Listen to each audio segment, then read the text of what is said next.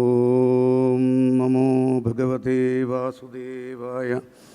ഓം നമോ ഭഗവതേ വാസുദേവായ. ഓം നമോ ഭഗവതേ വാസുദേവായ.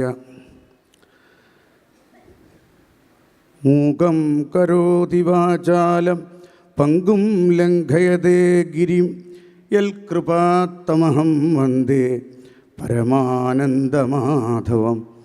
പീതാംബരം കരവിരാജിതചക്രശംഖകൗമോദഗീ സരസിജം കരുണാസമുദ്രം രാധാസഹായം അതിസുന്ദരമന്ദഹാസം വാതാലയേശമനിശം ഹൃദി ഭാവയാമി. തൃക്കാൽ രണ്ടും പിണച്ച തിരുമുഖകമലം ദക്ഷിണേ ചാച്ചുവെച്ചും തൃക്കൈയിൽ കാഞ്ചനോടക്കുഴലുമത പിടിച്ചൂതി മന്ദം ഹസിച്ചും തക്കത്തിൽ പീലി ചൂടി കരിമുകിൽ വടിവും പൂണ്ടു നിൽക്കും മുകുന്ദൻ നൽകാരുണ്യേന നിത്യം മമ ഹൃദി കളിയാടിയിടുവാൻ കൈതൊഴുന്നേൻ. പൂജ്യായ രാഘവേന്ദ്രായ സത്യധർമ്മരതായ ച ഭജതാം കൽപ്പവൃക്ഷായ നമതാം കാമധേനവേ. ശ്രീ ഗുരുവായൂരപ്പ ശരണം. ശ്രീകൃഷ്ണായ നമഃ. ഓം സദ്ഗുരുസ്വാമിനഃ. എല്ലാവർക്കും എൻ്റെ വിനയമായിട്ടുള്ള നമസ്കാരം.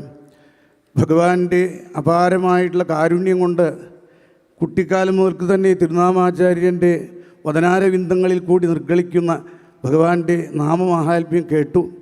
ഇന്ന് മാത്രമല്ല, അദ്ദേഹത്തിൻ്റെ ആ നാമസങ്കീർത്തനത്തിൽ പങ്കെടുത്ത് ഭാഗവത്തിനോട് അടുപ്പം വന്നു. അങ്ങനെ ഭാഗവതം വായിച്ച് അതിൻ്റെ ആ ഒരു അമൃതരസത്തിൽ മുങ്ങുവാനുള്ള ഭാഗ്യം ഗുരുവായൂരപ്പൻ മഹാത്മാക്കൾ വഴി തന്നു. എന്ന് മാത്രമല്ല, സാക്ഷാൽ മള്ളിയൂരദ്ദേഹത്തിൻ്റെ പ്രഭാഷണവും ഈ ഉള്ളതിന് ചെറിയ കുട്ടിക്കാലത്ത് കൂത്തമ്പലത്തിൽ വെച്ചിട്ടും ഊട്ടുപാറയിൽ വെച്ചിട്ടൊക്കെ നടത്തുമ്പോൾ അവിടെ കേട്ട് ഒന്നും മനസ്സിലാവില്ലെങ്കിലും അങ്ങനെ കേട്ട് ഒരു മനസ്സിലൊരു ആനന്ദത്തിൻ്റെ ബിന്ദു അന്ന് മുതൽക്ക് കടന്നുകൂടിയിട്ടുണ്ട്. അത് ഇവിടെ വരെ എത്തി എന്നുള്ളതാണ്. അപ്പോൾ ആ ഭഗവാന്റെ അപാരമായിട്ടുള്ള നാമത്തിൻ്റെ മഹിമ എന്നുള്ള ആ ഒരു പ്രകരണമാണ് പ്രഭാഷണത്തിന് നിശ്ചയിച്ചത് മഹാത്മാക്കൾ. അപ്പോൾ നാമത്തിൻ്റെ മഹിമ ആണ് ഇതൊക്കെ തന്നെ. ശ്രീമദ് ഭാഗവതം നാമപുരാണം എന്നാണ് ഭഗവാന്റെ ശ്രീമദ് ഭാഗവതം നാമപുരാണം എന്നാണ് പറയുന്നത്. ശ്രീമദ് ഭാഗവതം നാമപുരാണം എന്ന് വ്യാഖ്യാനിക്കുന്നു. നാമപുരാണം എന്ന് വെച്ചാൽ നാമത്തിന് പ്രാധാന്യം കൊടുത്തുകൊണ്ടാണ് ആദ്യം മുതൽക്ക് അവസാനം തന്നെ. അങ്ങനെയുള്ള ആ നാമത്തിൻ്റെ മഹിമയെ ആണ് എടുത്തു പറയുന്നത്. ഈ ഘോരമായിട്ടുള്ള കലിയുഗത്തിൽ ഭഗവാന്റെ നാമമല്ലാതെ രക്ഷയില്ല.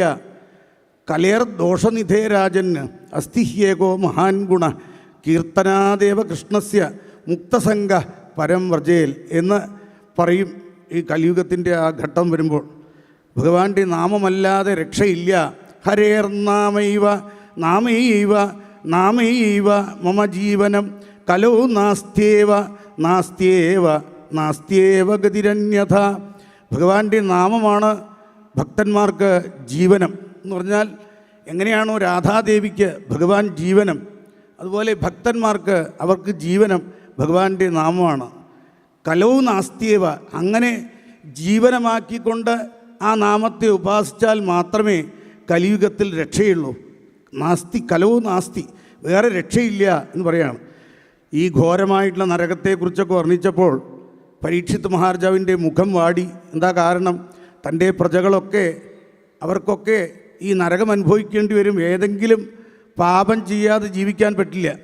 അങ്ങനെ വന്നു കഴിഞ്ഞാൽ അവരുടെ ഈ ഘോരമായിട്ടുള്ള ഓരോരോ നരകവർണ്ണന കേട്ടപ്പോൾ തനിക്ക് പോകേണ്ടി വരും എന്നുള്ള ഭയമില്ല. എന്താ കാരണം? ആ ഭഗവാന്റെ കാരുണ്യ കടാക്ഷം ഗർഭാവാസ കാലത്തിൽ തന്നെ അദ്ദേഹത്തിന് കിട്ടിയിട്ടുണ്ട്.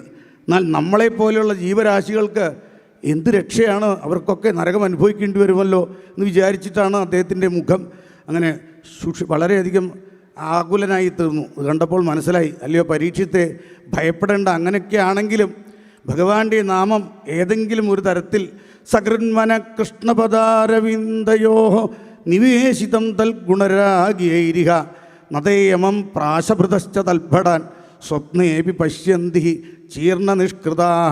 സകൃന്മന, ഒരിക്കലെങ്കിലും ആ ഭഗവാന്റെ പാതാരവിന്ദത്തെ സ്മരിച്ചുകൊണ്ട് നാരായണ കൃഷ്ണ എന്ന് ജപിച്ചു കഴിഞ്ഞാൽ അവർക്കൊരിക്കലും നരകത്തിലേക്ക് പോകേണ്ടി വരില്ല.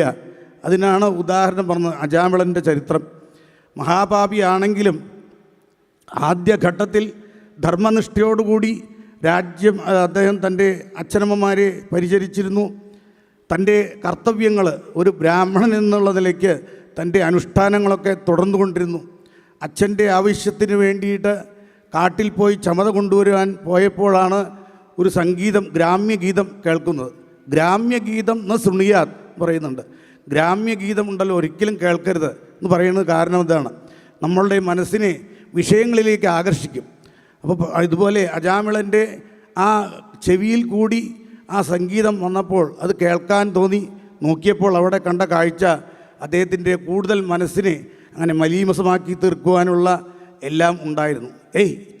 ഇത് ഞാൻ നോക്കിയേ എന്ന് പറഞ്ഞ് തിരിഞ്ഞു നോക്കാൻ നോക്കിയപ്പോൾ വീണ്ടും മനസ്സിൻ്റെ ഉള്ളിൽ ഒന്നുകൂടി കണ്ടേക്കാം, വീണ്ടും നോക്കുകയാണ്. അങ്ങനെ നോക്കി ആ അഭിസാരിണി തൻ്റെ ജാറിനോട് കൂടി നൃത്തം വയ്ക്കുന്ന അത് കണ്ട് അജാമിളൻ നേരെ അവളോട് പോയി അങ്ങനെ രമിക്കുന്നു. ഇന്ദ്രൻ പറയുന്നു, സ്വധർമ്മങ്ങളൊക്കെ ഉപേക്ഷിച്ചു എന്ന് മാത്രമല്ല അച്ഛനമ്മമാരെ ഉപേക്ഷിച്ചു, പത്നിയെ ഉപേക്ഷിച്ചു, എല്ലാം ഉപേക്ഷിച്ച് കാട്ടിൽ ഈ സ്ത്രീയുമായിട്ടങ്ങനെ ജീവിതം നയിച്ചു എന്ന് പറയാണ്. കുറേ കഴിഞ്ഞപ്പോൾ, ധനം കഴിഞ്ഞപ്പോൾ ആളുകളുടെ ആ അപഹരണം തുടങ്ങി. പല ധനാഢ്യന്മാരെയും അവരെ വധിച്ചുകൊണ്ടും അപഹരിച്ചുകൊണ്ടും അങ്ങനെ ജീവിതം ഈ സ്ത്രീയെ പോറ്റി. അങ്ങനെ ആ അജാമിളന് ആ അഭിസാരിണിയിൽ 10 കുട്ടികളുണ്ടായി. ഭഗവാന്റെ കൃപ കൊണ്ട് അവസാനത്തെ കുട്ടിക്ക് നാരായണ എന്നുള്ള പേര് ഇടാനുള്ള ഒരു ഭാഗ്യമുണ്ടായി. അങ്ങനെ ആ നാരായണ എന്ന് പേര് ഇടുക മാത്രമല്ല, നാരായണ എന്ന് വിളിച്ചിരുന്നു. അതാണ് പ്രധാനം. നമ്മൾ കൃഷ്ണ, ഗോവിന്ദ, നാരായണ എന്നൊക്കെ വിളിക്കും, പക്ഷേ പേര് മാറ്റി വിളിക്കും. നാരായണ എന്ന് വിളിച്ചാൽ നാണു എന്ന് വിളിക്കും, കൃഷ്ണ എന്ന് വിളിച്ചാൽ കിട്ടു എന്ന് വിളിക്കും. ഇങ്ങനെ പേര് മാറ്റും. പക്ഷേ അജാമിളൻ അത് മാറ്റിയില്ല. എപ്പോഴും നാരായണ നാരായണ നാരായണ. നാരായണൻ ഊണ് കഴിച്ചോ, നാരായണൻ കുളിച്ചോ, നാരായണൻ എവിടെയുണ്ട്, അങ്ങനെ നാരായണ നാരായണ. ഒരു ദിവസം 1000 നാമം ജപിച്ചിട്ടുണ്ടാവും അദ്ദേഹം.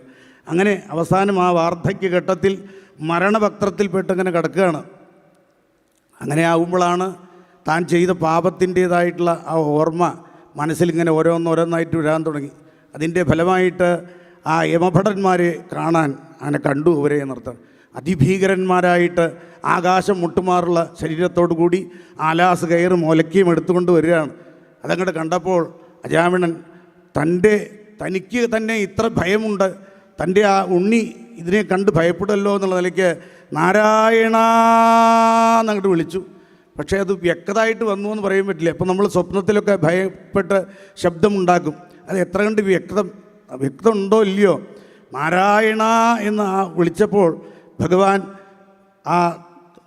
ഭഗവാന്റെ നാമത്തിൻ്റെ തന്നെ രൂപമായിട്ട് ത്വദീയ നാമാക്ഷര വൈഭവാൽ, ത്വദീയ നാമാക്ഷര ആ നാമം അക്ഷരം നാരായണ 4 ചതുർഭുജാകാരത്തിൽ പ്രത്യക്ഷപ്പെട്ടു. വിഷ്ണു പാർഷദന്മാർ ആ യമപാശത്തെ മോചിപ്പിച്ച് അജാമിളനെ അങ്ങോട്ട് രക്ഷിച്ചു എന്ന് പറയുകയാണ്. ഇത് കണ്ടപ്പോൾ യമഭടന്മാർ ചോദിച്ചു, എന്താ നിങ്ങളിങ്ങനെ ചെയ്യുന്നത്, ഇദ്ദേഹം എത്ര പാപമാണ് ചെയ്തിരിക്കുന്നത് എന്നൊക്കെ വിസ്തരിച്ച് പറഞ്ഞപ്പോൾ, പാപം ചെയ്തു, പക്ഷേ പാപത്തിന് പ്രായശ്ചിത്തം ചെയ്തു കഴിഞ്ഞാൽ പിന്നെ അതിൽ നിന്ന് അവരെ മോചിപ്പിച്ചുകൂടെ എന്ന് ചോദിക്കുകയാണ്. അപ്പോൾ ഇതുവരെ പാപം പ്രായശ്ചിത്തം ചെയ്തിട്ടില്ല. അപ്പോഴാണ് പറഞ്ഞത്, ഇദ്ദേഹം നാരായണ എന്ന് ജപിച്ചോ എന്ന് ചോദിച്ചു.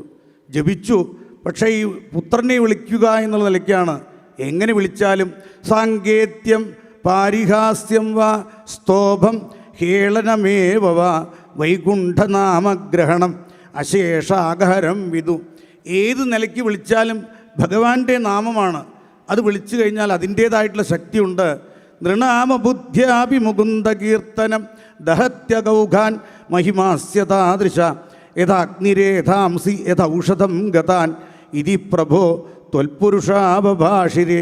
നൃണാമബുദ്ധ്യാഭിമുകുന്ദ കീർത്തനം, ഭഗവാന്റെ നാമമാണ് എന്ന് വിചാരിച്ച് കീർത്തിച്ചില്ലെങ്കിലും ഭഗവാന്റെ നാമത്തിന് അതിൻ്റേതായിട്ടുള്ള ശക്തിയുണ്ട്. എങ്ങനെയാണോ അഗ്നി അറിഞ്ഞു തൊട്ടാലും അറിയാതെ തൊട്ടാലും അത് പൊള്ളും, അതുപോലെ ഔഷധം ആ മരുന്നിൻ്റെ വീര്യമൊന്നും മനസ്സിലാക്കാതെ കഴിച്ചാലും രോഗമില്ലാതായിത്തീരും. ഇതുപോലെ ഭഗവാന്റെ നാമത്തിന് അതിൻ്റേതായിട്ടുള്ള ശക്തിയുണ്ട്. ഇനി നിങ്ങൾക്ക് വല്ല സംശയമുണ്ടെങ്കിൽ നിങ്ങളുടെ യജമാനോട് പോയി ചോദിക്കൂ, ഇദ്ദേഹത്തിനെ കൊണ്ടുപോകരുത് എന്ന് പറയാണ്. അവർ അവിടെ നിന്നും പോയി, ഈ വിഷ്ണു പാർഷദന്മാരും പോയി. അപ്പോഴാണ് ഇദ്ദേഹം വിചാരിക്കുന്നത്, താൻ ഇത്രയും മഹാപാപം ചെയ്ത് നരകത്തിലേക്ക് പോകും എന്നങ്ങനെ പ്രതീക്ഷിച്ചു കൊണ്ടിരിക്കുമ്പോൾ അതിൽ നിന്നൊക്കെ രക്ഷിച്ച ആ കരുണാവാരിധി താൻ പുത്രനെ വിളിക്കുക എന്നുള്ള നിലയ്ക്ക് നാരായണ എന്ന് വ്യക്തമായിട്ട് വന്നില്ലെങ്കിൽ പോലും ആ ഭഗവാൻ രക്ഷിച്ചു എന്നിരിക്കെ ആ വിഷ്ണു പാർഷദന്മാരെ ഒന്ന് പതുക്കെ നമസ്കരിക്കുക എന്ന് പറഞ്ഞ് പതുക്കെ അങ്ങനെ കാലൊക്കെ ആ കിടപ്പിൽ നിന്ന് എണീറ്റ് നമസ്കരിക്കാൻ നോക്കിയപ്പോഴേക്കും അവർ പറഞ്ഞു, ഇദ്ദേഹത്തിൻ്റെ നമസ്കാരമോ അല്ലെങ്കിൽ ഇദ്ദേഹത്തിനോട് സംസാരിക്കാനോ ആജ്ഞയില്ല, മരണത്തിൽ നിന്ന് മോചിപ്പിക്കാൻ മാത്രമേ ആജ്ഞയുള്ളൂ എന്ന് പറഞ്ഞ് അവർ അപ്രത്യക്ഷമായി. പെട്ടെന്ന് അജാമിളിന് ബുദ്ധിയായി, ഭഗവാന്റെ നാമത്തിൻ്റെ മഹിമ പ്രത്യക്ഷത്തിൽ അങ്ങനെ കണ്ടു എന്ന് പറയാണ്. ഇനി ഇവിടുന്ന് അങ്ങോട്ട് ഈ നാമം ജപിച്ചിട്ടേ താൻ മടങ്ങുള്ളൂ എന്നുള്ള നിലയ്ക്ക് ആ വടിയെടുത്തുകൊണ്ട് അങ്ങനെ എണീക്കാൻ തുടങ്ങി, പതുക്കെ പതുക്കെ പതുക്കെ. അപ്പോൾ അവിടെ ഭാര്യ കുട്ടികളൊക്കെ അത്ഭുതപ്പെട്ടു, ഇതെന്താ ഇപ്പം മരിക്കും എന്ന് വിചാരിച്ചാൽ എണീറ്റ് നടക്കണത്, വല്ല സൂക്കേട് വന്നുവോ? അപ്പോൾ പറഞ്ഞു, ഇനി ഞാൻ വീഴാനില്ല, ഇനി ഞാൻ പോവാണ് പറഞ്ഞ് അദ്ദേഹം നേരെ ആ ഹരിദ്വാറിൽ ഗംഗാദേവിയുടെ ആ ശുദ്ധമായിട്ടുള്ള തീർത്ഥത്തിൽ അങ്ങനെ മുങ്ങി ആ ഗംഗാ നദീ തീരത്തങ്ങോട്ട് ഇരുന്നു കൊണ്ട് കണ്ണടച്ച് അങ്ങോട്ട് ജപിക്കുകയാണ്. ഞാൻ എത്രയെത്ര മഹാപാപമാണ് ചെയ്തു കൂട്ടിയിരിക്കുന്നത്. സ്വന്തം അച്ഛനമ്മമാരെ വാർദ്ധക്യകാലത്തിൽ ഉപേക്ഷിച്ചു മാത്രമല്ല അവരുടെ ധനം പോലും അപഹരിച്ച് അവരെ അനാഥരാക്കി തള്ളി. അങ്ങനെയുള്ള ഈ മഹാപാപി വിളിച്ചാൽ അവിടുന്ന് വിളി കേൾക്കുമോ? നാരായണ നാരായണ നാരായണ എന്നിട്ട് വിളിക്കും, നീട്ടി വിളിക്കും. പിന്നെ വിചാരിക്കും താൻ അഗ്നിസാക്ഷിയായി വിവാഹം ചെയ്ത തൻ്റെ പത്നിയെ അവളുടെ ധനം പോലും അപഹരിച്ചുകൊണ്ട് ഈ ദുർവൃത്തയായ സ്ത്രീയെ പോറ്റി അങ്ങനെയുള്ള ഈ മഹാപാപിയെ വിളിച്ചു കഴിഞ്ഞാൽ, ഈ മഹാപാപം ചെയ്ത ഇവൻ വിളിച്ചു കഴിഞ്ഞാൽ ഭഗവാൻ കേൾക്കുമോ? നാരായണ നാരായണ നാരായണ അങ്ങനെ നീട്ടി അങ്ങോട്ട് വിളിക്കും. ഓരോരോ പാപം ചെയ്തതിന് മനസ്സിങ്ങനെ വെണ്ണീർ ഇങ്ങനെ ചുടുന്ന പോലെ പശ്ചാത്താപ വിവശനായിക്കൊണ്ട് നാരായണ നാരായണ ജലപാനം പോലെ ഇല്ലാതെ അങ്ങോട്ട് ജപിച്ചു എന്ന് പറയാണ്. അങ്ങനെ ഇരിക്കുമ്പോൾ ഒരു സന്ദർഭത്തിൽ ആകാശവീതിയിൽ കണ്ടു, ആ പണ്ട് താൻ കണ്ടതായിട്ടുള്ള വിഷ്ണു പാർഷദന്മാർ വിമാനത്തിൽ വന്നിറങ്ങുന്നു. അജാമിളനോട് പറഞ്ഞു, അവരെ കണ്ടപ്പോൾ അജാമിളൻ പറഞ്ഞു, അന്ന് ഞാൻ നമസ്കരിക്കണം വിചാരിച്ചു, ഇന്ന് അടിയൻ നമസ്കരിക്കട്ടെ എന്ന് ചോദിക്കുകയാണ്. ഓ, എന്താ സംശയം? അങ്ങയെ കൂട്ടിക്കൊണ്ടുവരുവാൻ സാക്ഷാൽ ഭഗവാൻ തന്നെ പറഞ്ഞിരിക്കുന്നു, ഞങ്ങൾ അങ്ങയെ കൂട്ടിക്കൊണ്ടുവരാനാണ്, അതുകൊണ്ട് വന്നോളൂ എന്ന് പറയാണ്.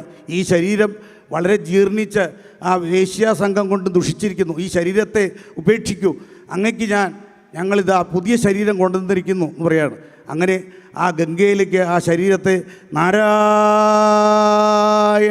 എന്ന് പറഞ്ഞ് ഞങ്ങളുടെ ഉപേക്ഷിച്ച് ശംഖചക്ര ഗദാപത്മധാരിയായും കൊണ്ട് ആ വിഷ്ണു പാർഷദന്മാരോട് കൂടി വിമാനത്തിലേക്ക് പോയി എന്ന് പറയാം. വിമാനത്തിൽ നിന്ന് വൈകുണ്ഠത്തിലേക്ക് ആ പാർഷദന്മാരോടുകൂടി പോയി. അപ്പോഴാണ് മനസ്സിൽ വിചാരിക്കുന്നത്, ഇത്രയൊക്കെ മഹാപാപം ചെയ്ത എനിക്ക് ഈ ഭഗവാന്റെ കാരുണ്യം കൊണ്ട് ഈ ഒരു ഉത്തമമായിട്ടുള്ള സ്ഥാനത്ത് എത്തിച്ചേരാൻ കഴിഞ്ഞു. അങ്ങനെയുള്ള മനസ്സിലിങ്ങനെ വിചാരിക്കുകയാണ്. പെട്ടെന്ന് ആ വൈകുണ്ഠത്തിലെത്തിയപ്പോൾ ഭഗവാൻ തന്നെ സ്വീകരിക്കാൻ വരികയാണ്. അല്ലയോ അജാമിള, അങ്ങയുടെ നാമം കേട്ട് മതിയായില്ല, വരൂ എന്നുള്ള നിലയ്ക്ക് ഭഗവാൻ തന്നെ കൈപിടിച്ച് അങ്ങോട്ട് സ്വീകരിക്കുകയാണ്. അപ്പോൾ അജാമിളൻ പറയുന്നു, അല്ലയോ ഭഗവാനെ, അവിടുത്തെ കാരുണ്യത്തിന് എത്ര കോടി നമസ്കരിച്ചാലും മതിയാവില്ല. ഞാൻ നരകത്തിലേക്ക് പോകുമെന്ന് വിചാരിച്ചു, പക്ഷേ അവിടുന്ന് തന്നെ നാമരൂപത്തിൽ എൻ്റെ നാവിൽ പ്രത്യക്ഷപ്പെട്ടു, പിന്നീട് എന്നെ ഈ രക്ഷിച്ചു. ഇങ്ങനെയുള്ള എൻ്റെ ഈ ചരിത്രം കേട്ട് ഭൂമിയിൽ എത്രയോ ജനങ്ങൾ ഭാവിയിൽ ജപിക്കും. അങ്ങനെയുള്ളവരെയും അവിടുന്ന് രക്ഷിക്കണേ എന്ന് ഏൽപ്പിക്കുകയാണ്.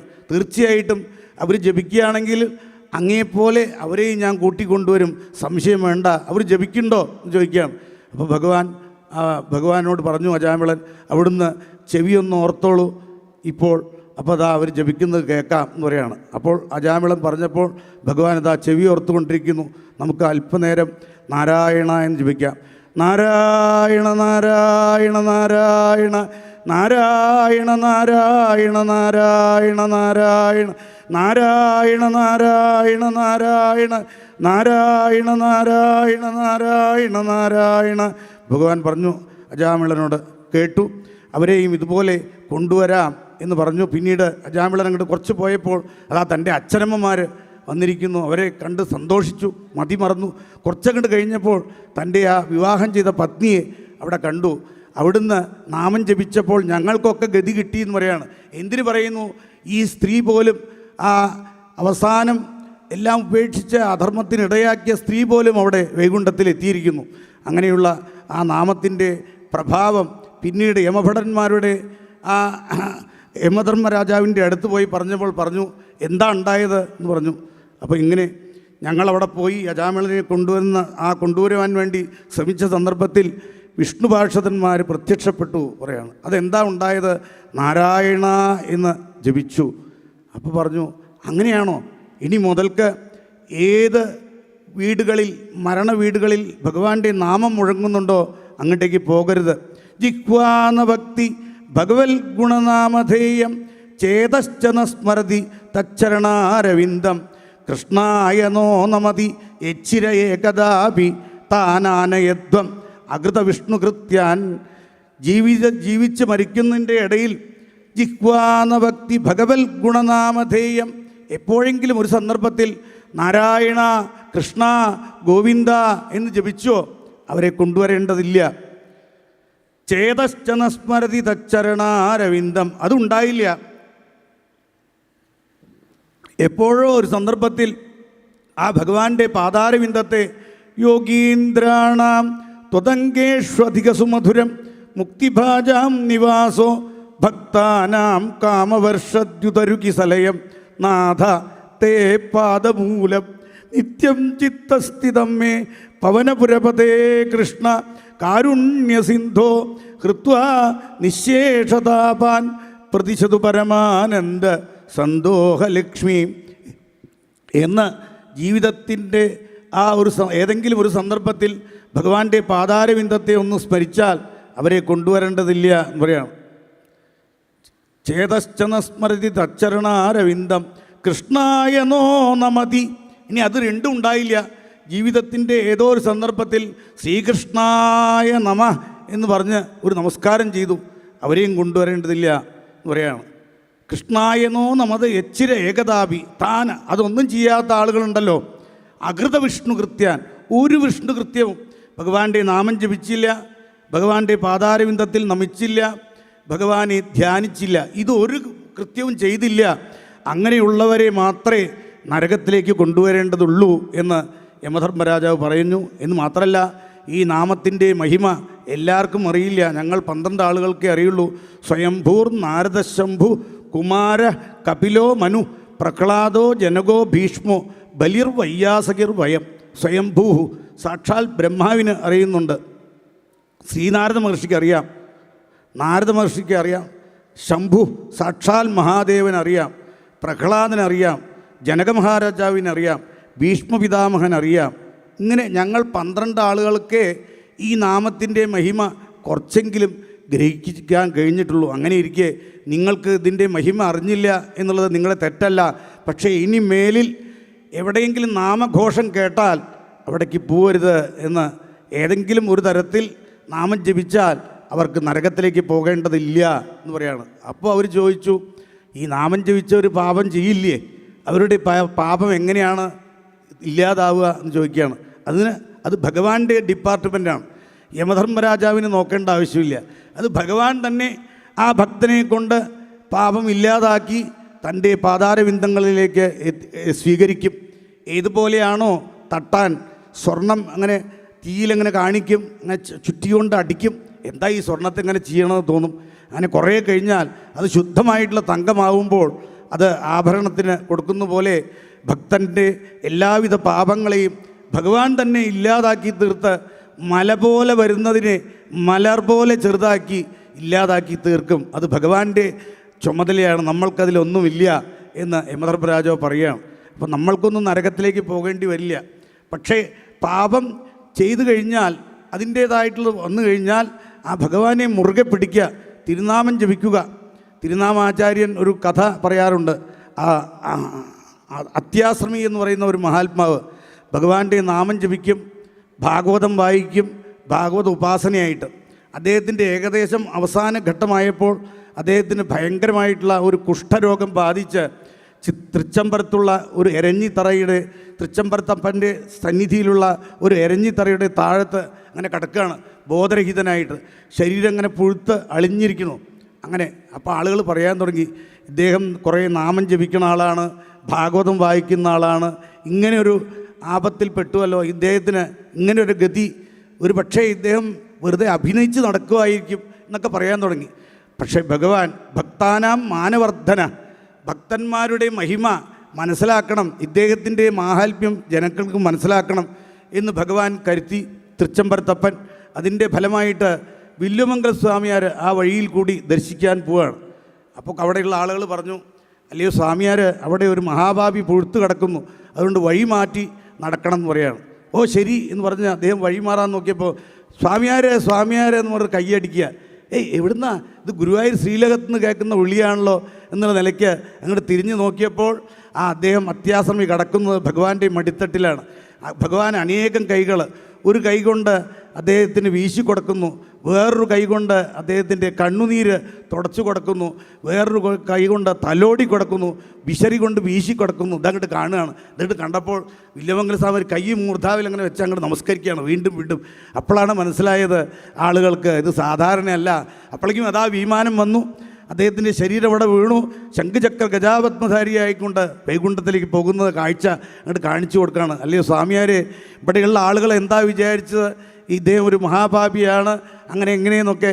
പാപം ഇദ്ദേഹത്തിന് 7 ജന്മം അനുഭവിക്കുവാനുള്ള പ്രാരബ്ധമുണ്ട്, എങ്കിലും കുറച്ചു കാലം എൻ്റെ മടിത്തട്ടിൽ കിടത്തി ഇദ്ദേഹത്തിൻ്റെ പ്രാരബ്ധത്തെ ഇല്ലാതാക്കി ഞാനിതാ എൻ്റെ ലോകത്തിലേക്ക് കൊണ്ടുപോവുകയാണ്, അങ്ങ് നോക്കിക്കോളൂ എന്ന് പറയാണ്. ഇത് കണ്ട് എന്തെന്നില്ലാത്ത ആശ്ചര്യത്തിൽ വില്ലുമംഗല സ്വാമിയാർ അവിടെയുള്ളവരോടൊക്കെ പറഞ്ഞു, ഇദ്ദേഹം മഹാത്മാവാണ്, ഭഗവാൻ തന്നെ സ്വീകരിച്ച് കൊണ്ടുപോകുന്നു എന്ന് പറഞ്ഞുകൊണ്ട് ആ നാമത്തിൻ്റെ മഹിമ പറയാറുണ്ട്.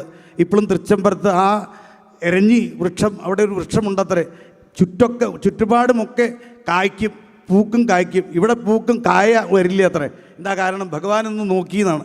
അപ്പോൾ അത്ര ഭഗവാന്റെ ആ മഹിമ, ഭഗവാന്റെ നാമം ജപിച്ചാൽ ഏത് ബുദ്ധിമുട്ടുകൾ വന്നാലും ഭഗവാൻ അതിനെ ഇല്ലാതാക്കി തീർക്കും. ഇനി പ്രാരബ്ധമുണ്ടെങ്കിൽ അതിനെ കുറച്ചു കാലം അനുഭവിപ്പിച്ച് ഇനി ഒരിക്കലും ദുഃഖം അനുഭവിക്കുവാൻ ഇടവരാത്ത വിധം ഭഗവാൻ തന്നെ സ്വീകരിക്കും എന്ന് കാണിക്കുന്ന അത്യത്ഭുതമായിട്ടുള്ള ചരിത്രമാണ് ഭഗവാന്റെ നാമസങ്കീർത്തനം.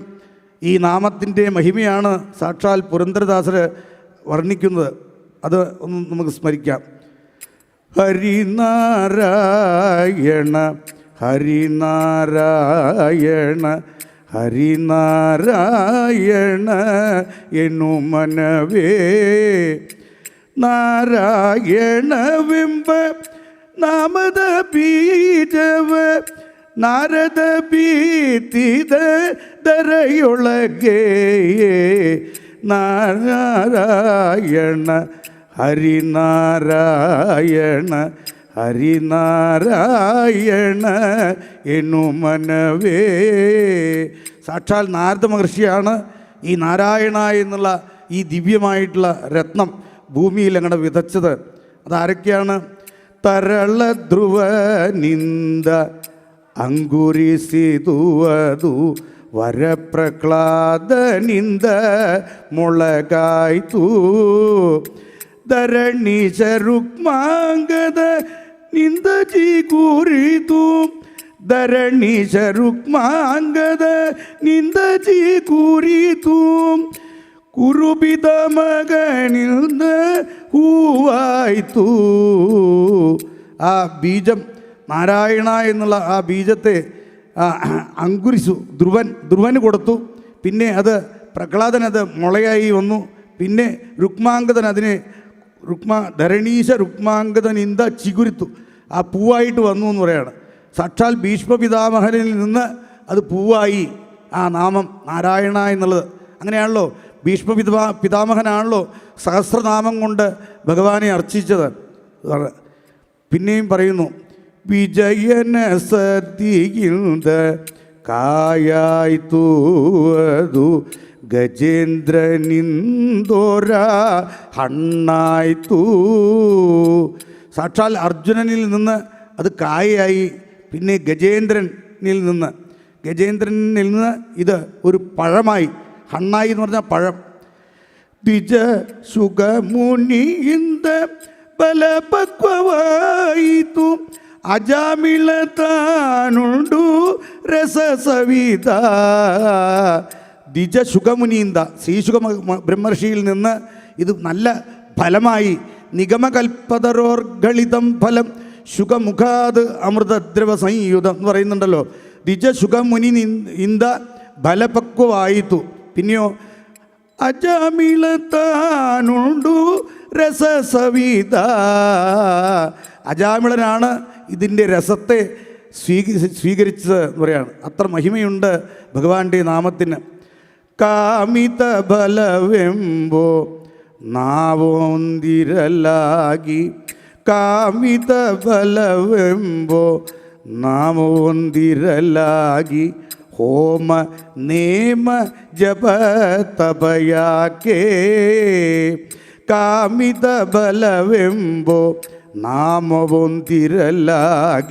ಹೋಮ ನೇಮ ಜಪ തപയാക്കേ.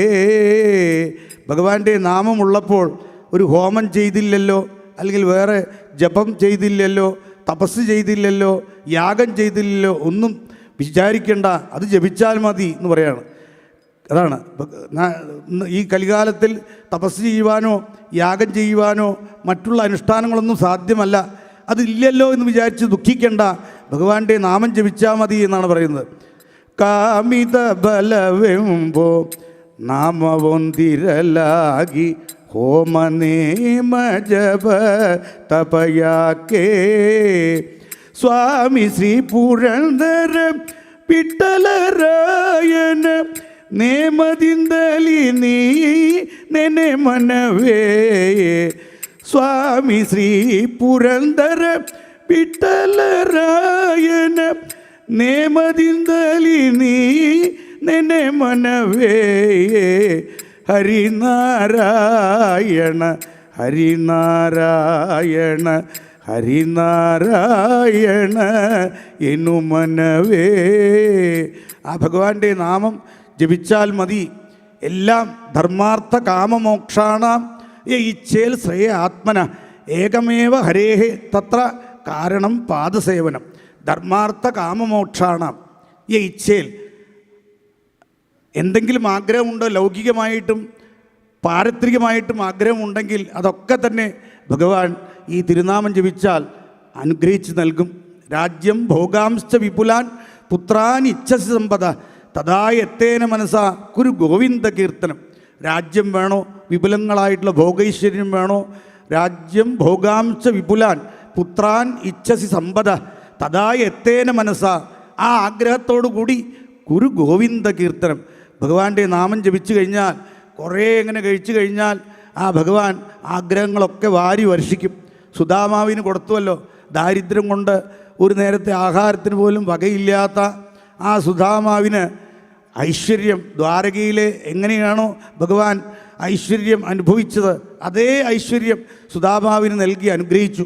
ഇതുപോലെ ഭഗവാൻ എന്തൊക്കെ പ്രാരബ്ധങ്ങളുടെ നടുക്കാണെങ്കിലും ഭഗവാന്റെ തിരുനാമം മുറുകെ പിടിച്ചാൽ, തിരുനാമാചാര്യൻ്റെ ഭാഷയിൽ പറയുകയാണെങ്കിൽ തിരുനാമം ജപിച്ചോളൂ, ഭഗവാന്റെ പാതാരവിന്ദങ്ങളെ മുറുകെ പിടിച്ചോളൂ എന്നാണ് പറയുക അദ്ദേഹം പറയുമ്പോൾ ഉറക്കെ ആ എന്തെന്നില്ലാത്ത ആ ഭക്തി ഭാവം അങ്ങനെ നമ്മൾക്കങ്ങനെ ഹൃദയത്തിലേക്ക് അങ്ങോട്ട് ഉള്ളിലേക്ക് അങ്ങോട്ട് ഇറങ്ങുന്നർത്ഥം.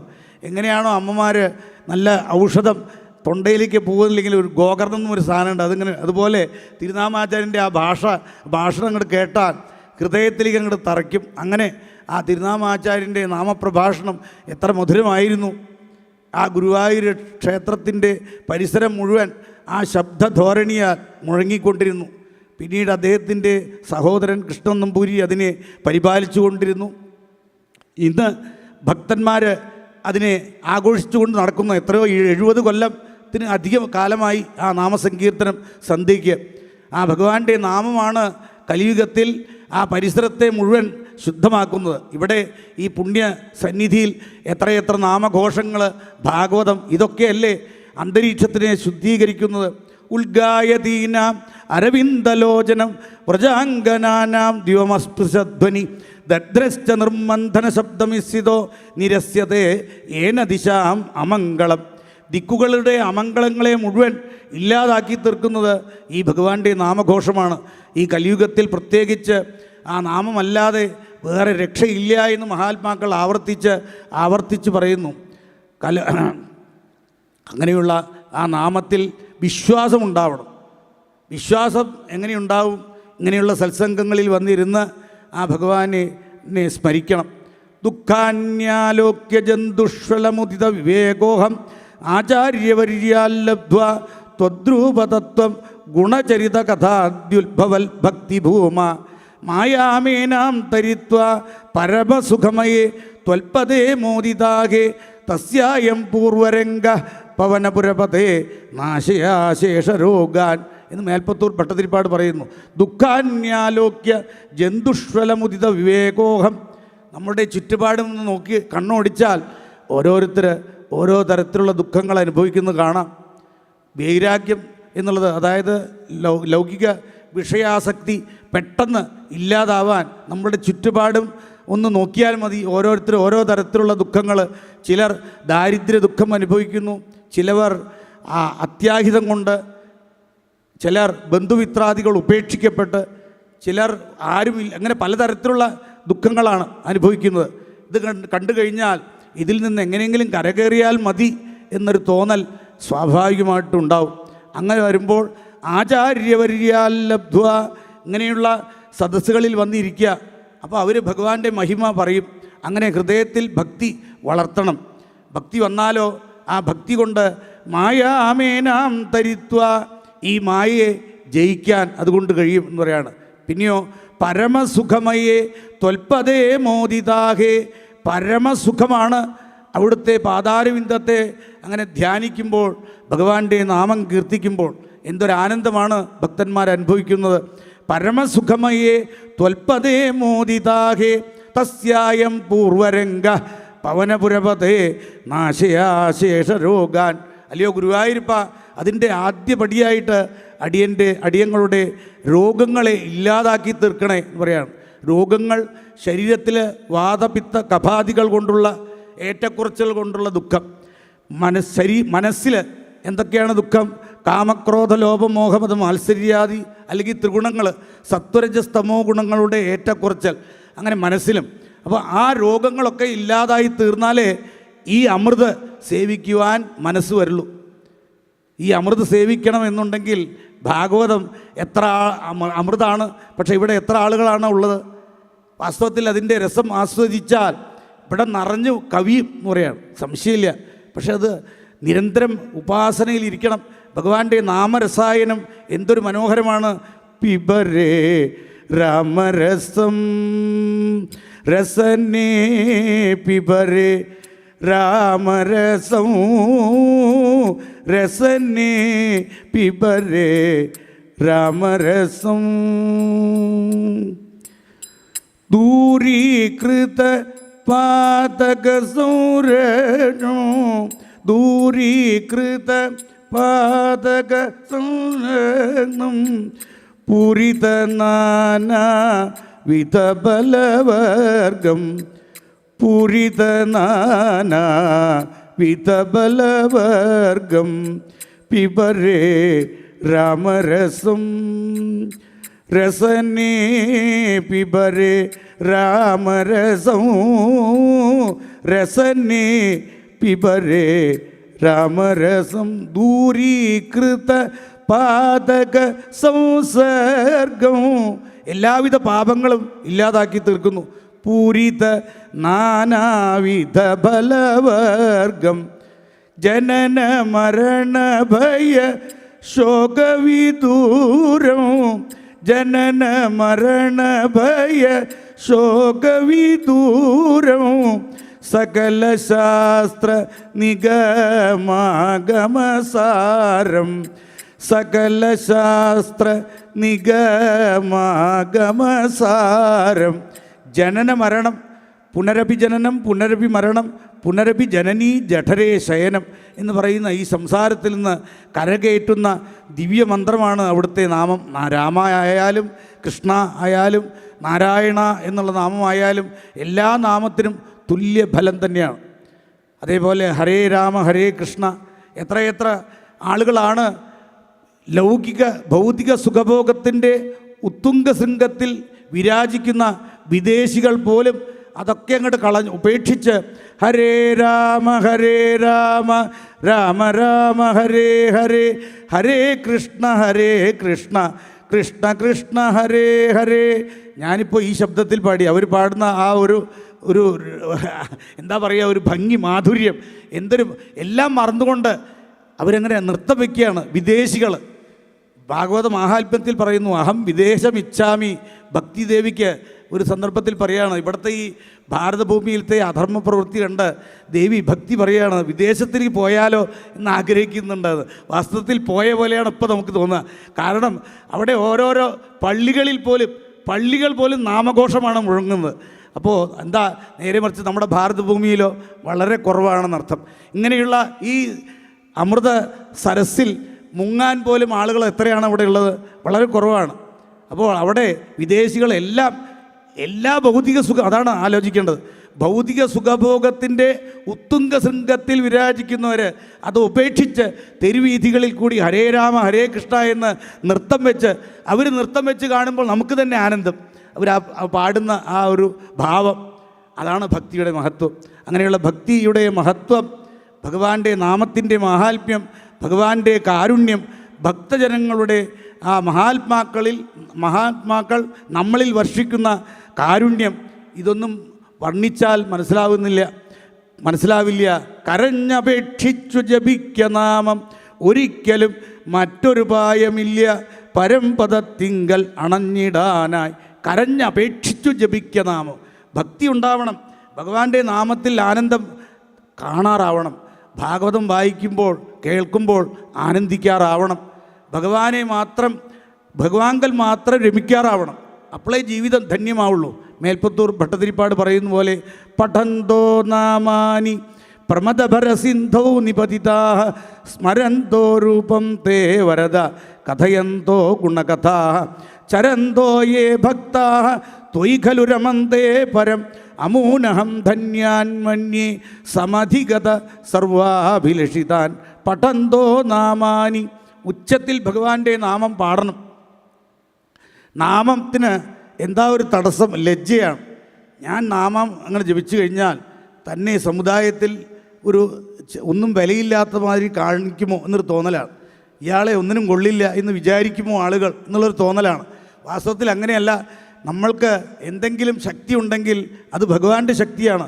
യോന്തപ്രവിശ്യമ വാചമിമാം പ്രസുപ്താം സഞ്ജീവയത്യഖില ശക്തിധര സുധാംന അന്യാംശ ഹസ്തചരണ ശ്രവണാൻ എന്ന് പറയുന്നുണ്ടല്ലോ. നമുക്ക് എന്തെങ്കിലും കൈ അനക്കണമെന്നുണ്ടെങ്കിൽ ആ ഭഗവാന്റെ ശക്തിയാണ്. അങ്ങനെയുള്ള ആ ഭഗവാന്റെ നാമം ജപിക്കാൻ എന്തിന് ലജ്ജിക്കണം? തിരുനാമാചാര്യൻ പറയാറുണ്ട്, ഈ നാമം ജപിക്കാൻ മാത്രമേ ലജ്ജിക്കുന്നുള്ളൂ. നേരെ മറിച്ച് ഉറക്ക മുദ്രാവാക്യം വിളിക്കാനോ അതുപോലെ തന്നെ ഓരോരോ പാപം ചെയ്ത് കൂട്ടി മരിച്ചവരുടെ ആ ഒരു സ്തൂപത്തിൽ മാല ചാർത്താനോ ഒന്നും ലജ്ജയില്ല. ഭഗവാന്റെ നാമം ജപിക്കാൻ മാത്രം ലജ്ജ. അങ്ങനെ പാടില്ല. ഉറക്കെ ജപിച്ചോളൂ, വിളിച്ചോളൂ ഭഗവാനെ, ആ ഭഗവാന്റെ പാതാരവിന്ദത്തെ പിടിച്ചോളൂ എന്ന് പറയും അദ്ദേഹം. അങ്ങനെയുള്ള ആ ഭഗവാന്റെ നാമത്തിൽ രമിക്കാറാവുക എന്നുള്ളത് അത്ര എളുപ്പമല്ല.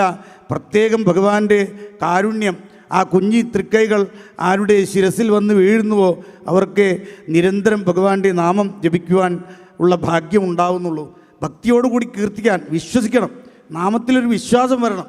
പ്രഹ്ലാദനെ ഹിരണ്യകശിപുവിൻ്റെ ഭടന്മാർ ശൂലം കൊണ്ടങ്ങനെ കുത്താൻ നോക്കുമ്പോൾ ആ ശൂലത്തിൻ്റെ മുനയിൽ നോക്കി നാരായണ എന്നുള്ള ഭയമില്ലാതെ ഭക്തിയോടുകൂടി നാരായണ എന്നങ്ങോട്ട് ജപിക്കുമ്പോൾ ആ മുനയിൻ്റെ അറ്റത്തിൽ ഭഗവാന്റെ രൂപമാണ് പ്രഹ്ലാദൻ കാണുന്നത്. പിന്നെ എവിടെയാ ആരാണോ കുത്താൻ വരുന്നത് അവരുടെ നേർക്കാണ് ശൂലം അങ്ങനെ പ്രയോഗമായത്. അപ്പോൾ ഭഗവാന്റെ ആ നാമം ജപിക്കാൻ അടിയുറച്ച വിശ്വാസമുണ്ടാവാൻ ഇങ്ങനെയുള്ള ഭാഗവത സദസ്സുകളിൽ വന്നിരുന്ന് ഭഗവത് കഥ കേൾക്കണം, മനസ്സിൽ എത്ര കണ്ട് ശുദ്ധി പ്രാപിക്കുന്നുവോ അത്ര കണ്ട് നാമത്തിൽ ആനന്ദം നമ്മൾക്ക് അനുഭവിക്കാം. അതാണ് പ്രമദ ഭരസിന്ധോ നിപതിതാഹ, എന്തെന്നില്ലാത്ത ആനന്ദ സമുദ്രത്തിൽ ആറാടിക്കൊണ്ട് കീർത്തിക്കാറാവണം. അത് വളരെ പ്രയാസമാണ്. അങ്ങനെ വന്നാൽ ഭക്തി ഉണ്ടായി എന്നർത്ഥം. പഠന്തോ നാമാനി പ്രമദഭരസിന്ധോ നിപതിതാഹ സ്മരന്തോ രൂപം തേ, കണ്ണടച്ചാൽ അവിടുത്തെ സ്വരൂപം മാത്രമേ അങ്ങനെയുള്ള ഭക്തന്മാർ കാണുന്നുള്ളൂ. സൂര്യസ്പർദ്ധി കിരീടം ഊർധ്വതിലക പ്രോത്ഭാസി ബാലാന്തരം കാരുണ്യാകുലനേത്രം ആർദ്രഹസിതോല്ലാസം സുനാസാപുടം ഗണ്ഡോദ്യന്മകരാഭകുണ്ടലയുഗം കണ്ഠോജ്വലൽ കൗസ്തുഭം ത്വദ്രൂപം വനമാല്യഹാരപടല ശ്രീവത്സദീപ്രം ഭജേ എന്ന് പറയുന്ന ഭഗവാന്റെ അതിമധുരമായിട്ടുള്ള ആ പാദാദി കേശാദിപാദം മാത്രമേ അങ്ങനെയുള്ള ഭക്തന്മാരുടെ മനസ്സിൽ സ്മരണയിൽ വരുന്നുള്ളൂ. സ്മരന്തോ രൂപം തേ വരദ കഥയന്തോ ഗുണകഥാ, അവരെ സമീപിച്ചാൽ അവരൊരിക്കലും ലൗകിക വിഷയങ്ങൾ സംസാരിക്കില്ല. ഭഗവാന്റെ മഹിമ, നാമത്തിൻ്റെ മാഹാത്മ്യം മാത്രമേ പറയുള്ളൂ പറയാണ്. അങ്ങനെ സ്മരന്തോ രൂപന്തേ വരദ കഥയന്തോ ഗുണകഥാ ചരന്തോ യേ ഭക്താ, അങ്ങനെ ചില ഭക്തന്മാർ ഈ ഭൂമിയിൽ ജീവിച്ചു കൊണ്ടിരിക്കുന്നു. അവരാണ് പരമധന്യന്മാർ. അഹം ധന്യാന്മന്യേ സമധിഗത സർവാഭിലഷിത, എല്ലാ അഭിലാഷങ്ങളെയും അതിവർത്തിച്ച പരമധന്യന്മാർ അവരാണ് എന്ന് പറയാണ്. അപ്പോൾ നമ്മൾക്കും അങ്ങനെയുള്ള ധന്യന്മാരുടെ കൂട്ടത്തിൽ ഒരാളായി നമ്മളെയും ഭഗവാൻ അനുഗ്രഹിക്കണം. അതിന് പ്രാർത്ഥിച്ചുകൊണ്ട് ഭഗവാന്റെ തിരുനാമത്തിൽ അടിയുറച്ച വിശ്വാസം ഉണ്ടാവാൻ പ്രാർത്ഥിച്ചുകൊണ്ട് ജപിക്കുക. ഏതസ്മാത് അപരം കിഞ്ചിൽ മനഃശുദ്ധി ന വിദ്യതേ ജന്മാന്തരേ ഭവേൽ പുണ്യം തഥാ ഭാഗവതം ലഭേൽ. ഏതസ്മാത് അപരം കിഞ്ചിൽ മനഃശുദ്ധി ന വിദ്യതേ, ശരീരത്തിലെ അഴുക്കില്ലാതാക്കാൻ സോപ്പ്, വാക മുതലായവ ഉപയോഗിക്കാം. മനസ്സിലെ മാലിന്യത്തെ എങ്ങനെ ഇല്ലാതാക്കും? ഏതസ്മാത് അപരം കിഞ്ചിൽ മനഃശുദ്ധി ന വിദ്യതേ ജന്മാന്തരേ ഭവേൽ പുണ്യം, ജന്മാന്തരങ്ങളിൽ ചെയ്ത പുണ്യത്തിൻ്റെ ഫലമായിട്ടാണ് ഒരു മനുഷ്യജന്മം കിട്ടുന്നത്. വിശേഷിച്ചും ഈ ഭാരതഭൂമിയിൽ ഒരു മനുഷ്യജന്മം കിട്ടുക അത്ര എളുപ്പമല്ല പറയാണ്. നമ്മൾ പറഞ്ഞല്ലോ, ഭൂഗോള വർണ്ണനയിൽ എത്രയൊക്കെ പുണ്യ നദികളാണ്, എത്ര മലകളാണ്, പർവ്വതങ്ങളാണ്, എത്ര പുണ്യമായിട്ടുള്ള സ്ഥലമാണ്. സ്വർഗലോകം പോലും സേവിക്കപ്പെടുവാൻ യോഗ്യമല്ല. എവിടെ ഭഗവാന്റെ നാമം നടക്കുന്നില്ലയോ, എവിടെ ഭാഗവതാദികൾ നടക്കുന്നില്ലയോ, എവിടെ സജ്ജനങ്ങൾ ഭഗവാനെ വിളിക്കുന്നില്ലയോ, അങ്ങനെയുള്ള ആ സ്ഥലങ്ങൾ സ്വർഗത്തേക്കാൾ ധന്യമാണ് എന്ന് ഭാഗവതം എടുത്തു പറയുന്നു. എത്ര വൈകുണ്ഠ കഥാസുതാപക ന സാധവോ ഭാഗവതാഹ തദാശ്രയാ എത്ര യജ്ഞേശമഹാമഹോത്സവാ സുരേശലോകോപി നവൈസസേവ്യത. സുരേശലോകോപി, ദേവേന്ദ്രൻ്റെ സ്വർഗലോകമാണെങ്കിൽ പോലും ഭഗവാന്റെ നാമമില്ല, ഭഗവത് കഥയില്ല, ഭക്തന്മാരില്ല, ഭഗവാന്റെ ഉത്സവാദികളില്ല എന്ന് വെച്ചാൽ അത് സ്വർഗമല്ല, അത് നരകത്തിന് തുല്യമാണ് എന്ന് ഭാഗവതം പറയുന്നു. അപ്പോൾ അങ്ങനെയുള്ള ഒരു ഭാഗ്യമാണ് നമ്മൾക്ക് കിട്ടിയിരിക്കുന്നത്. അതിൻ്റെ വില മനസ്സിലാക്കണം. ഭാഗവതത്തിൽ ആ മഹാത്മാക്കൾ തന്നെ ഓരോരോ സന്ദർഭത്തിൽ നാമത്തിൻ്റെ മഹിമയാണ് വർണ്ണിക്കുന്നത്. അഥ കഥഞ്ചിൽ സ്ഖലന ക്ഷുൽപതന ദൃംഭണ ദുരവസ്ഥാനാദിഷു വിവശാനാം നസ്മരണായ ജ്വരമരണദശായാമപി സകല കശ്മല നിരസനാനി തവ ഗുണകൃതനാമധേയാനി വചനഗോചരാണി ഭവന്തു എന്ന് ആ നാഭി മഹാരാജാവിൻ്റെ ഋത്വിക്കുകൾ മഹർഷിമാർ ഭഗവാൻ പ്രത്യക്ഷപ്പെട്ടപ്പോൾ അവർ ചോദിച്ചത് ആദ്യം ഇതാണ്: വിഷമഘട്ടങ്ങളിൽ അവിടുത്തെ തിരുനാമം ജപിക്കാറാവണം. വിഷമഘട്ടങ്ങളിൽ ജപിക്കാറാവണം എന്നുണ്ടെങ്കിൽ എപ്പോഴും നാമം ജപിക്കാറാവണം. അതാണ് അവർ പരോക്ഷമായിട്ട് മനസ്സിൽ വിചാരിച്ചത്. എപ്പോഴും നാമം ജപിക്കാറാവണം എന്ന് പറയുന്നതിന് പകരം വിഷമഘട്ടങ്ങളിൽ അവിടുത്തെ തിരുനാമം ജപിക്കാറാവണം എന്ന് പറയുകയാണ്. ഇതിൻ്റെ അർത്ഥം എന്താ?